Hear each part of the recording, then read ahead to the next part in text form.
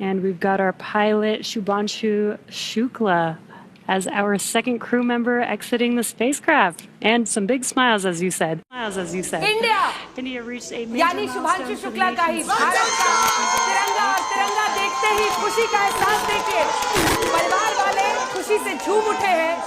ये वो ऐतिहासिक लम्हा है जब pilot Shubhanshu Shukla, group captain Shubhanshu Shukla धरती पर पहुंच चुके हैं। आपको उनके परिवार की खुशियां सुनाते हैं। बहुत खुशी हो रही है, अंदर से हम बयान नहीं कर सकते, बहुत ज्यादा। प्रधानमंत्री जी ने भी बधाई दी थी और बहुत अच्छा लग रहा है, इसका कोई वर्णन नहीं किया जा सकता, इतना अच्छा लग रहा है। अभी तक जो है आने की वो थी, अब मिलने की अपेक्षा है, बस जितनी जल्दी मिलेंगे उतनी जल्दी मिलेंगे हमसे। Group Captain Shubhanshu Shukla and Axiom-4 crew were assisted out of the Dragon spacecraft onto the recovery vehicle after their return to Earth from the International Space Station. जब शुक्ला साहब ऊपर गए आईएसएस में, तो वो ह्यूमैनिटी का पार्ट थे। सिर्फ वो नहीं गए, उनके साथ 3 अलग अलग देशों के और भी एस्ट्रोनॉट गए, जो ये दिखाता है कि वो कितने मेंटली फिट थे, कितने फिजिकली फिट थे।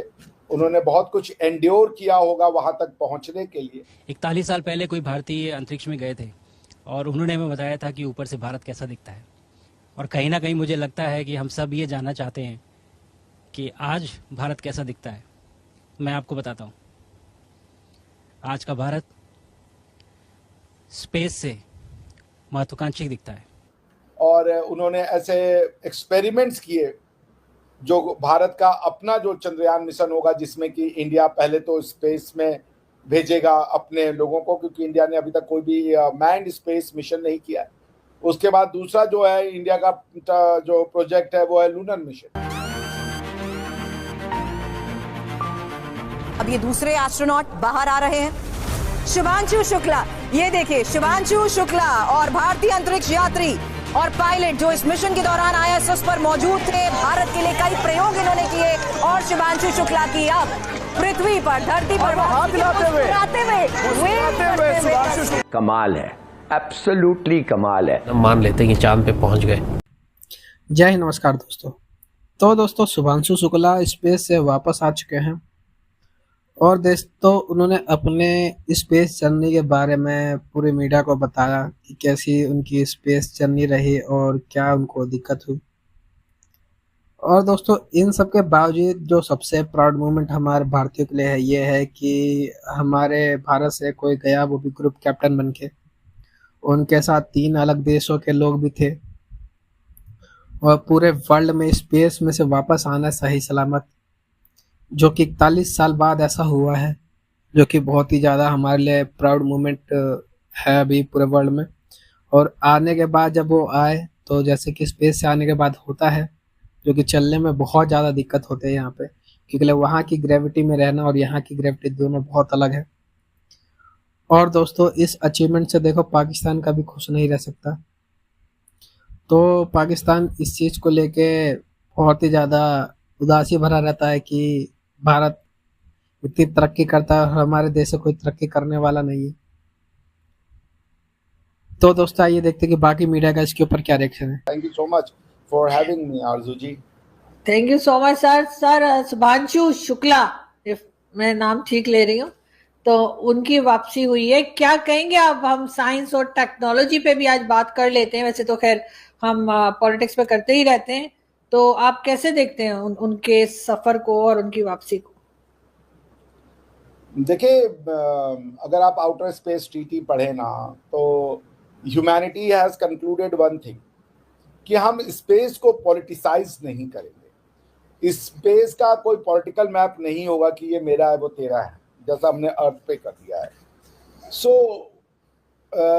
जब शुक्ला साहब ऊपर गए आईएसएस में, तो वो ह्यूमैनिटी का पार्ट थे। सिर्फ वो नहीं गए, उनके साथ 3 अलग अलग देशों के और भी एस्ट्रोनॉट गए, जो ये दिखाता है कि वो कितने मेंटली फिट थे, कितने फिजिकली फिट थे। उन्होंने बहुत कुछ एंड्योर किया होगा वहां तक पहुंचने के लिए। और उन्होंने ऐसे एक्सपेरिमेंट्स किए जो भारत का अपना जो चंद्रयान मिशन होगा, जिसमें कि इंडिया पहले तो स्पेस में भेजेगा अपने लोगों को, क्योंकि इंडिया ने अभी तक कोई भी मैन्ड स्पेस मिशन नहीं किया है। उसके बाद दूसरा जो है इंडिया का जो प्रोजेक्ट है वो है lunar mission. To send a man on moon. तो ये दोनों मिशन में ये बहुत काम आएंगे। शुक्ला साहब का जो शुक्ला साहब की जो एक्सपेरिमेंट्स है, जो एक्सपीरियंस अनुभव लिया उन्होंने, और ये फिर मानवता के लिए है। देखिए यहाँ पे मैं इसको सिर्फ भारत की अचीवमेंट कहूँ तो उचित नहीं है, हालांकि ये भारत की स्पेसिफिक अचीवमेंट जरूर है, बट इन जनरल अगर आप देखें तो ये मानवता के लिए कार्य हो रहा है। इसका लाभ मानवता के हर उस मनुष्य को मिलेगा जो चाहे अमीर हो या गरीब हो, वो विश्व के किसी भी भाग में रह रहा हो।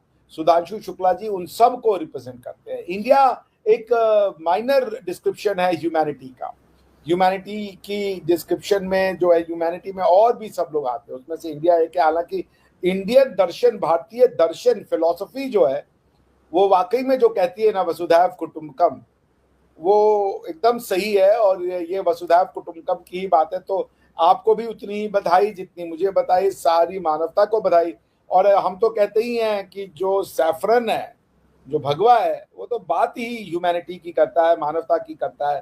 तो इट्स अ वेलकम, समझिए it's a great thing to have him back on earth.